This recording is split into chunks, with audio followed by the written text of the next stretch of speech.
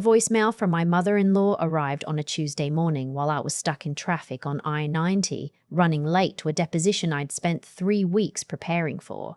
I almost didn't listen to it right away, but something in the preview text made me pull into a parking garage 2 blocks from my office. "Ivy, honey, I need you to call me back. It's about something Raymond's father left behind. There's a lawyer involved and I don't know how to say this over the phone. My mother-in-law is not a dramatic woman. She makes pot roast on Sundays and sends birthday cards 3 days early. She doesn't leave mysterious voicemails, so I called her back immediately. She answered before the second ring. "The estate lawyer," she said without even a hello. "He called me yesterday, going through Harold's papers, the old ones from before he passed. He found something, Ivy." A pause. "He found a trust, set up in 2009, for Raymond's son." I sat in the parking garage with the engine still running and the deposition notes still open on the passenger seat. "Mom," I said carefully, "Raymond and I don't have children yet." "I know that," she said. "That's why I'm calling you." Raymond and I had been married for 4 years. We met in law school. He was a year ahead of me, already clerking for a federal judge, already the kind of person who made you feel like the room tilted slightly toward him when he walked in. We got married at 29 in a small ceremony in Asheville, North Carolina, near where his family had roots. His father, Harold, passed 8 months after our wedding from a stroke. I never got to know him well. Raymond rarely talked about him. We lived in Seattle. Raymond worked in corporate finance. I had just made junior partner at a mid-sized litigation firm. We were busy people with full calendars and a 3-bedroom house we'd bought slightly before we were ready because the market was moving, and Raymond said we had to act fast. We were trying for a baby, quietly, without making a big thing of it. We'd had 1 miscarriage 6 months earlier, and I was still carrying that around like a stone in my chest. I thought I knew my life. I thought I understood the shape of it. "The trust name's a minor," my mother-in-law continued, her voice dropping. "A boy. Born in 2011. The lawyer says the paperwork lists Raymond as the father. There's a name on the birth certificate attached to the file." She stopped. "A woman named," I wrote it down, "a woman named Denise Howell. Raymond dated her in college. Before you." I didn't say anything for a long time. "Ivy, I'm here," I said. "I'm just thinking. I thought you should know before the lawyer reaches out to Raymond directly. He's going to, probably today." I thanked her. I hung up. I sat in that parking garage for 11 minutes, which I know because I watched the time on my dashboard change. Then I picked up my notes, walked into my office building, and got through the deposition. I am not a person who falls apart in the middle of things. I never have been. My mother used to say I came out of the womb with my jaw set. It wasn't a compliment exactly, but I learned to make it one. That night, Raymond came home late, which was normal. He dropped his keys in the bowl by the door, which was normal. He loosened his tie and went to the kitchen to pour himself a glass of water, which was normal. I was sitting at the kitchen table with my laptop open and a glass of wine I hadn't touched. "Rough day?" he asked. "Your father's estate lawyer called your mother," I said. He stopped with the glass halfway to his mouth. "Apparently there's a trust. Set up in 2009 before Harold died, for a child, a boy born in 2011. I looked at him. "The father listed is you." Raymond set the glass down very slowly on the granite counter, the way you set something down when you're trying to buy yourself time. "It's not what it sounds like," he said. And in that moment, I understood that he already knew. Not found out just now, already knew. The way he said it was too practiced, too prepared, like he'd been waiting for exactly this sentence. "Then tell me what it is," I said. He didn't tell me everything that night. He gave me a version. Denise was an ex. Things had gotten complicated after they broke up. She'd reached out when she was pregnant. He hadn't been sure it was his. His father had handled it, set up a trust fund as a precaution. Raymond had agreed to stay out of the picture if Denise would do the same. He said he'd been 24. He said he didn't know the child, had never met him. He said his father had insisted on keeping it quiet. "The boy is 13, I said. Yes, you have a 13-year-old son. I have a biological child I've never been part of. That's not the same thing as not having one, I said. That's not a semantic difference, Raymond. That's a child. He looked at me with this expression I'd never seen on him before.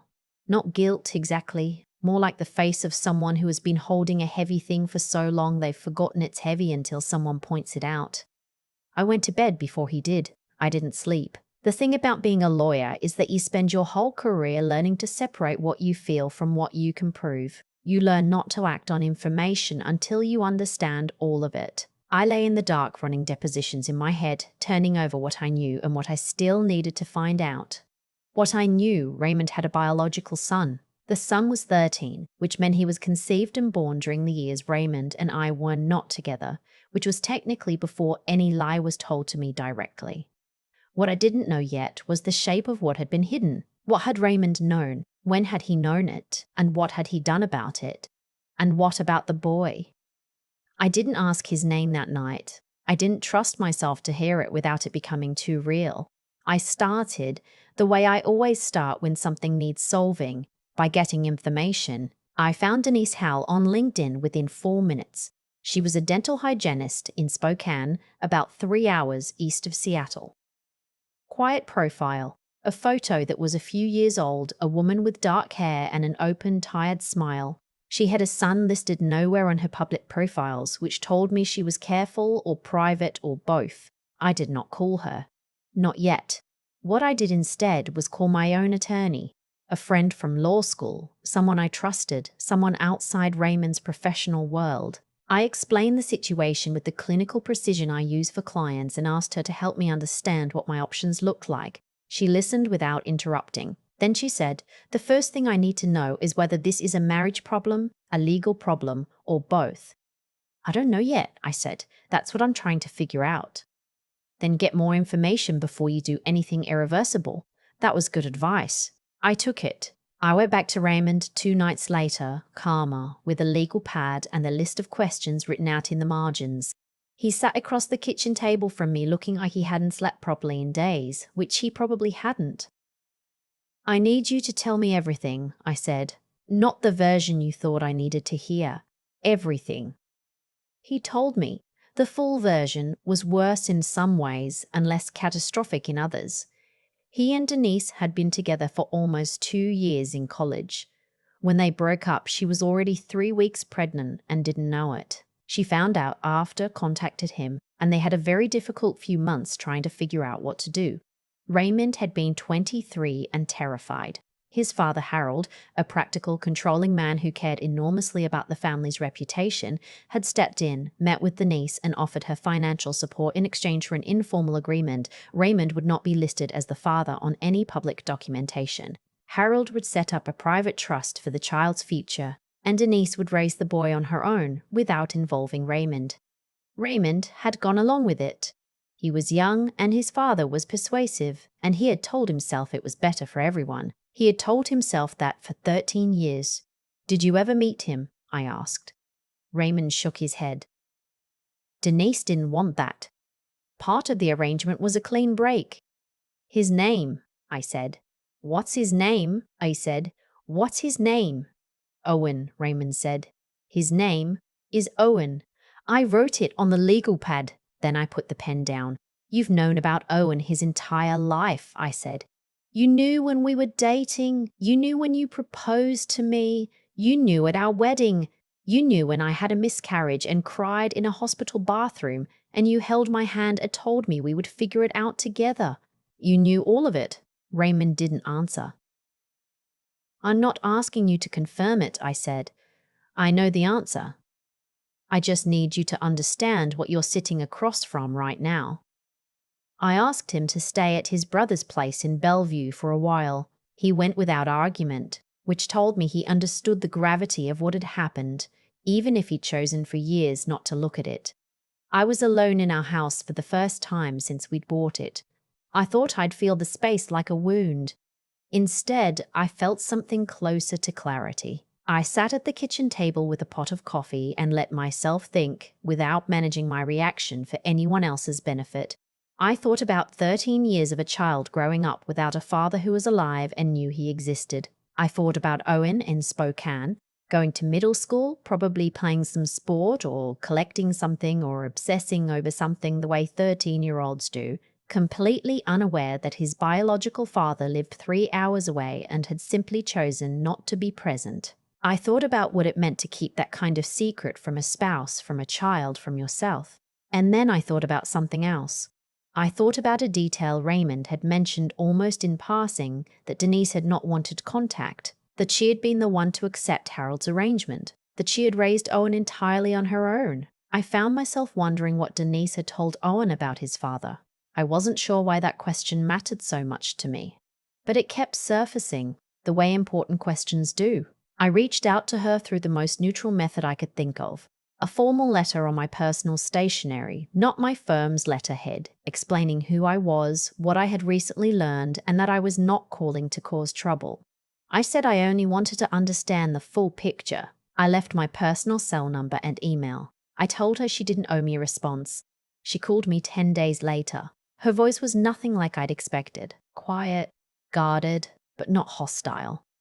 I figured this would happen eventually, she said. Harold died, and I always knew the arrangement only lasted as long as the money did. What did you tell Owen? I asked. I got right to it. I couldn't help myself. A pause.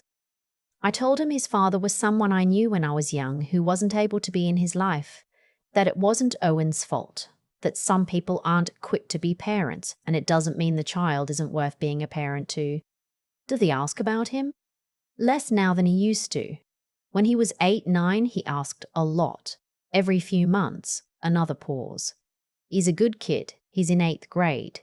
He likes building things, electronics mostly. He fixed our microwave last year, and I genuinely don't know how he knew to do that. Something pulled in my chest. Denise, I said carefully. Does Owen know Raymond's name? Does he know he has a living father who's aware of his existence? The silence stretched long enough that I understood the answer before she gave it.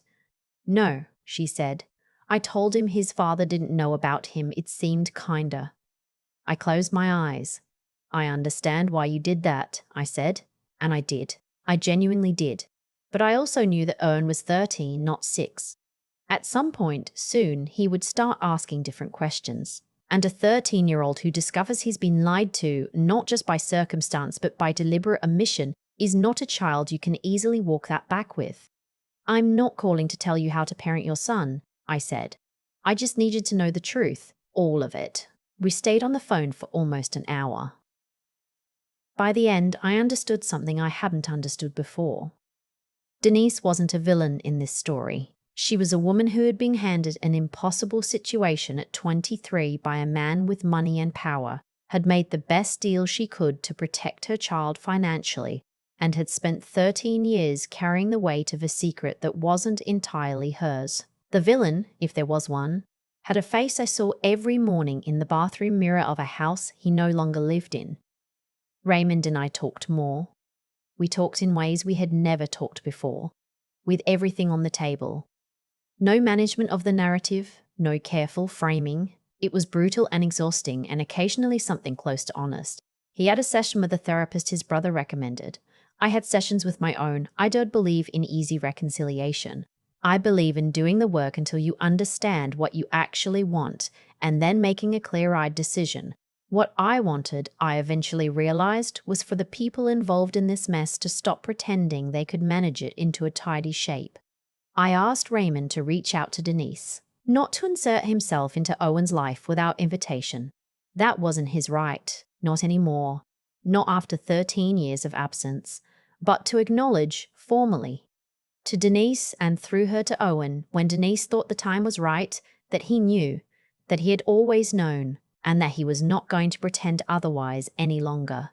Raymond was resistant at first. He talked about disruption, about Owen's stability, about what it would mean to open a door that had been closed for over a decade.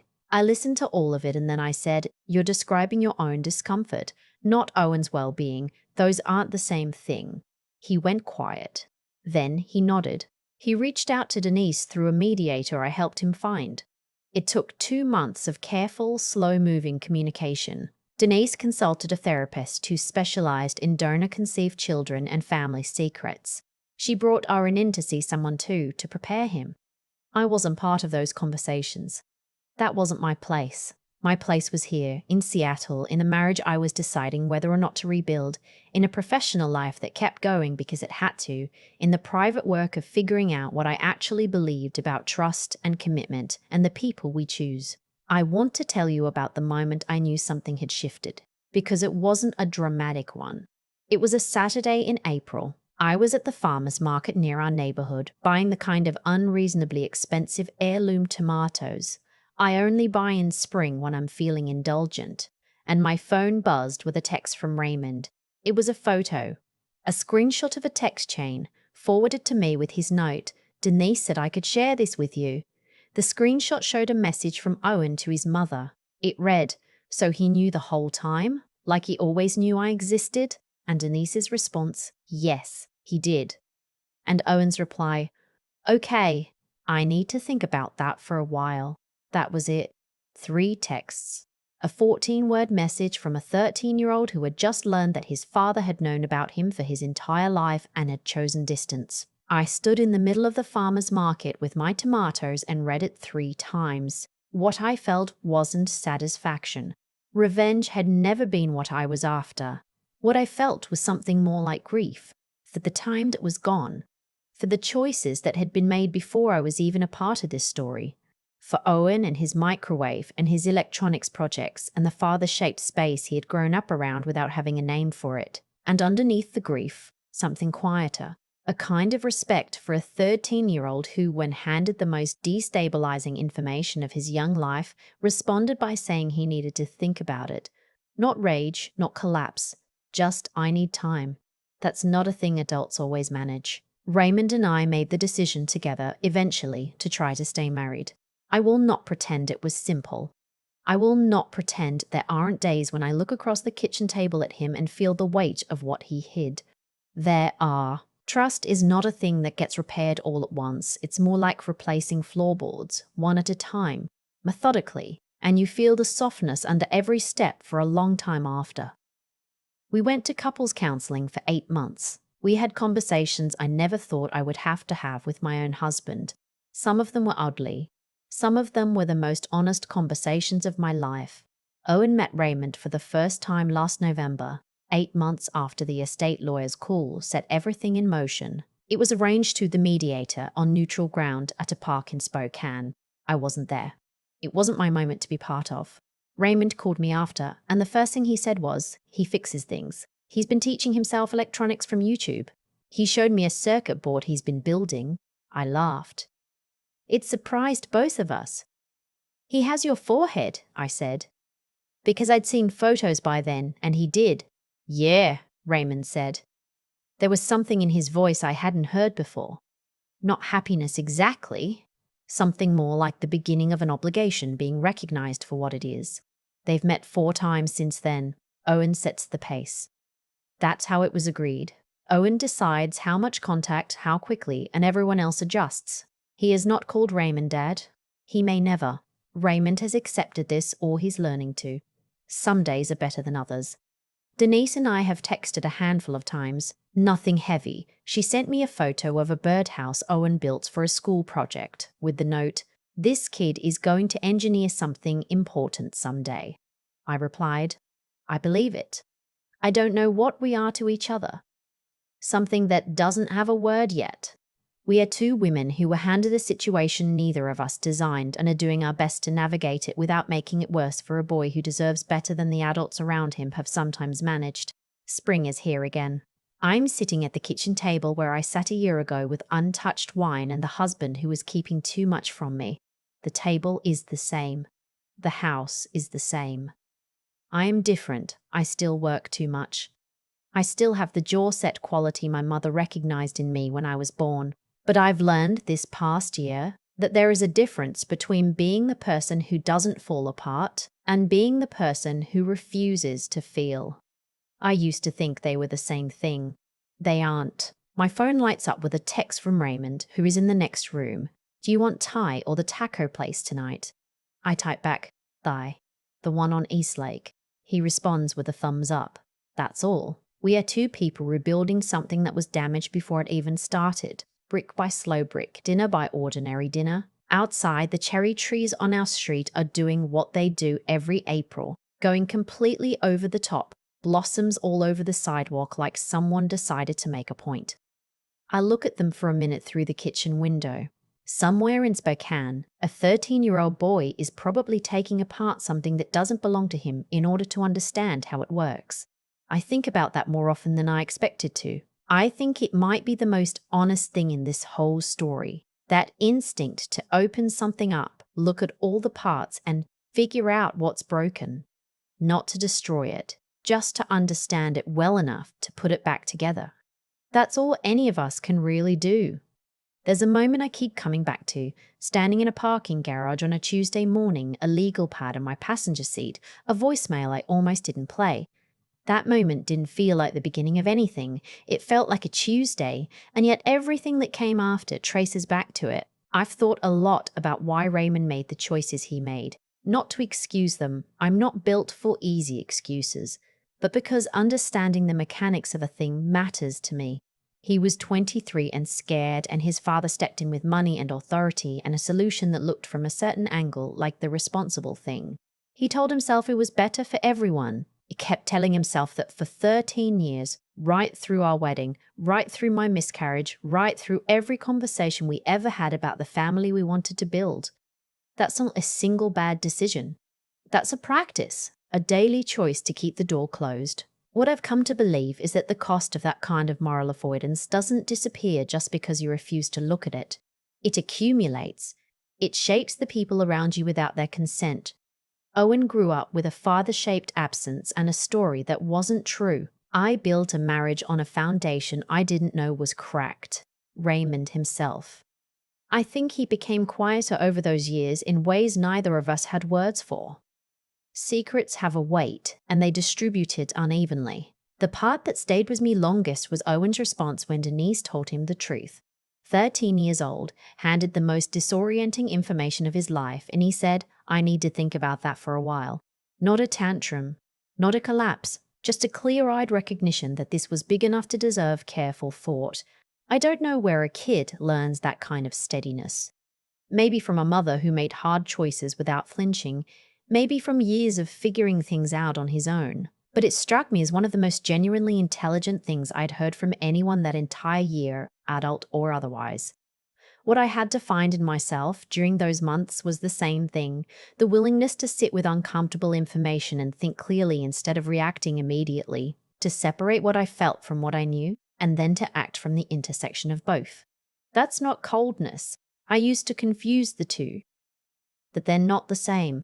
Coldness is disconnection. What I'm describing is more like discipline, the kind that lets you feel the full weight of something without being crushed by it. And then the harder part, deciding to stay. Not from passivity, not from fear of starting over, but from a deliberate choice made with open eyes. That required something different from intelligence. It required the willingness to keep showing up for something difficult without any guarantee it would resolve cleanly. Raymond has done the same. Neither of us knows yet exactly what we're building. We just keep replacing the floorboards, one at a time. Owen is out there in Spokane, taking things apart to understand how they work. Someday he's going to build something remarkable. I believe that without reservation, and I think about the version of this story where no one ever told him the truth, where he grew up, became an adult, maybe had children of his own, and then found out by accident that his father had known about him the whole time. That version is so much worse. The truth, even when it arrives late and badly, is still better than the architecture of a comfortable lie. That's the thing no one tells you about doing the right thing. It rarely feels righteous. It mostly just feels necessary. And you do it anyway, because the alternative is becoming someone who looks away. And I have never been able to make myself be that person for very long.